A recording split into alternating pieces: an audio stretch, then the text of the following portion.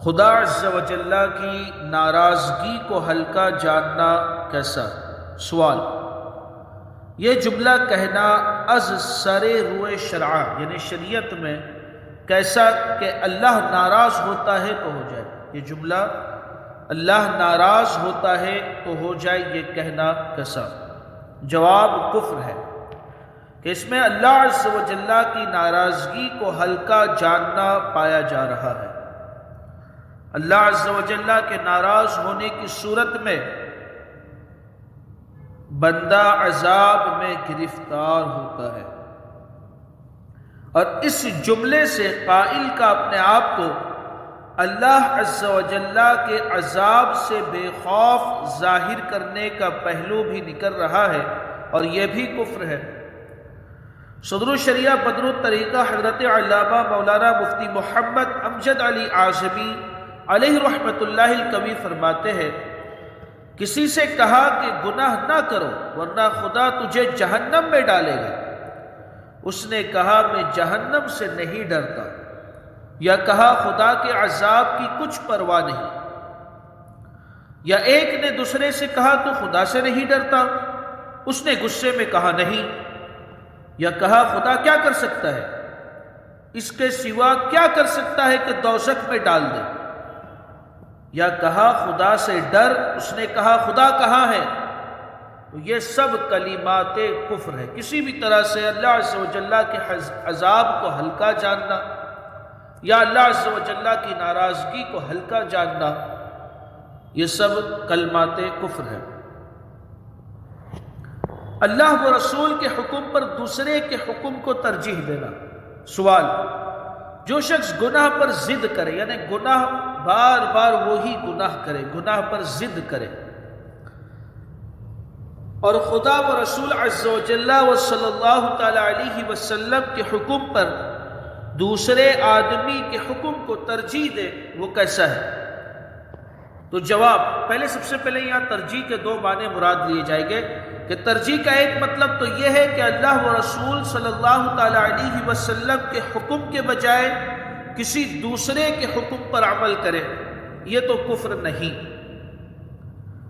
یعنی کسی نے کچھ کہا ہے نا، جیسے والدین کی اطاعت کرنا یہ فرض ہے نا، کسی نے کہا ارے رہنے دینا یار تو ایسا کر لے، تو اب اگر اس نے وہ بات سن کر کے کرا تو یہ ایسا کرنا کفر نہیں ہے۔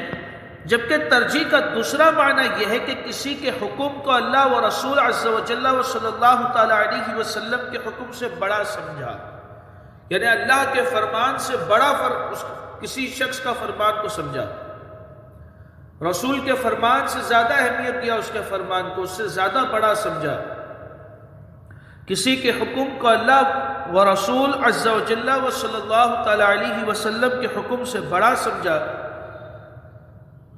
لیکن کوئی گنہگار سے گنہگار مسلمان ایسا سوچ بھی نہیں سکتا، اس طریقے سے کوئی مسلمان نہیں سوچ سکتا کہ وہ کسی اور کے حکم کو اللہ و رسول کے حکم سے بڑا سمجھے۔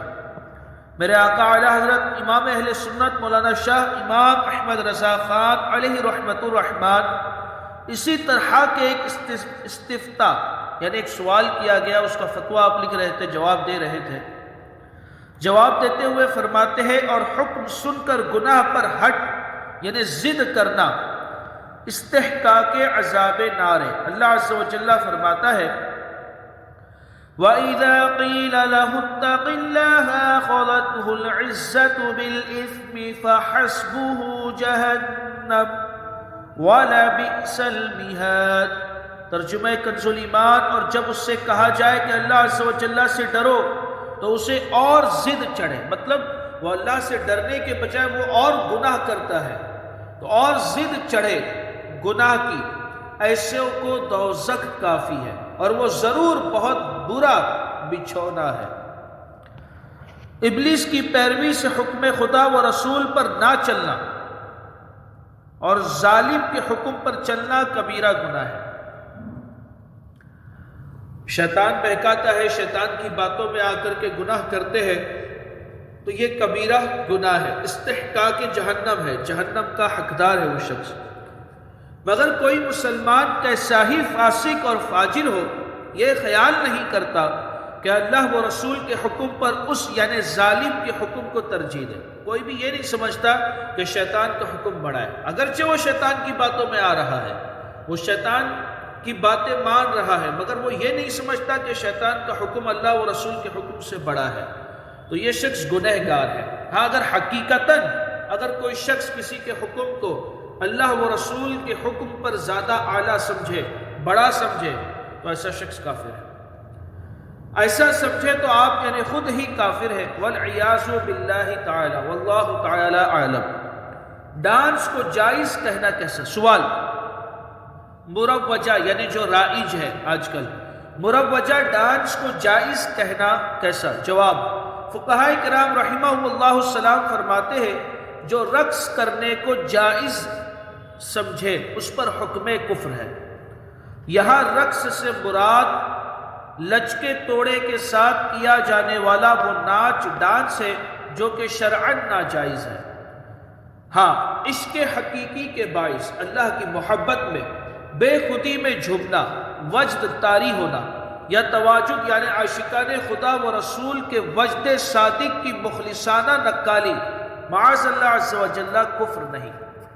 عشق الہی میں اگر وہ جھوما، جیسے بعض اوقات دیکھے ہوگے آپ نے قرآن شریف پڑھتے ہوئے لوگ جھوم رہے ہیں، ہے نا، یا ذکر اللہ کرتے وقت جھوم رہے ہیں، تو یہ مخلصانہ جملہ، یہ وجد ہے، اس کو آپ ڈانس نہیں کہیں گے، ہے نا، یہ کفر نہیں بلکہ عین سعادت ہے۔ ہاں جو عام طور پر ڈانس کیا جاتا ہے وہ اس کو جائز سمجھنا یہ کفر ہے۔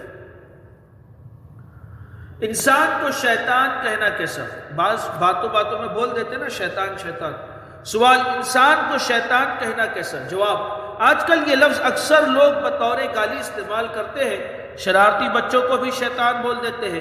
اس کی صورتیں بیان کرتے ہوئے میرے آقا اعلیٰ حضرت امام اہل سنت مولانا شاہ امام احمد رضا خان علیہ رحمت الرحمن فتاوی رضویہ جلد 13 پر فرماتے ہیں گمراہ اور بددین کو، گمراہ شخص کو، بددین کو شیطان کہا جا سکتا ہے، اور اسے بھی جو لوگوں میں فتنہ پردازی کرے، جو لوگوں میں فتنہ پھیلائے، اسے بھی شیطان کہا جا سکتا ہے۔ ادھر کی ادھر لگا کر فساد ڈلوائے، جو کسی کو گناہ کی ترغیب دے کر لے جائے، کسی کو گناہ کی طرف بلائے، وہ اس کا شیطان ہے۔ شیطان کا بھی تو کام یہی ہے نا کہ لوگوں کو گناہوں کی طرف بلاتا ہے وہ۔ اور مومن صالح کو شیطان کہنا شیطان کا کام ہے، اور جو نیک شخص ہے اس کو اگر کوئی شیطان کہہ رہا ہے تو یہ شیطان کا ہی کام ہے ایسا کرنا۔ مزید صفحہ 652 پر تحریر فرماتے ہیں مسلمانوں کو بلا وجہ شرعی مردود یا ابلیس کہنا سخت حرام ہے۔ پارہ 22 سورۃ الاحزاب والذین یؤذون المؤمنین والمؤمنات بغیر ما اکتسبوا فقد احتملوا بہتانا واثما مبینا۔ ترجمہ کنز ایمان، اور جو ایمان والے مردوں اور عورتوں کو بے کیے ستاتے ہیں انہوں نے بہتان اور کھلا گناہ اپنے سر پر لیا۔ یعنی جو اس نے کیا نہیں ہے وہ اس کے اوپر ڈال رہے ہیں، تو یہ بہتان ہے اور یہ گناہ ہے، کسی پر بہتان لگانا۔ وہ شخص میں وہ چیز ہے ہی نہیں، اس نے وہ کام کیا ہی نہیں، پھر بھی اس پر ڈال رہے ہیں، تو یہ کیا ہے؟ بہتان ہے۔ نبی صلی اللہ تعالیٰ علیہ وسلم فرماتے ہیں جس نے کسی مسلمان کو ناحق ایذا دی اس نے مجھے ایذا دی، اور جس نے مجھے ایذا دی اس نے اللہ عز و جل کو ایذا دی۔ اللہ اکبر۔ تو کسی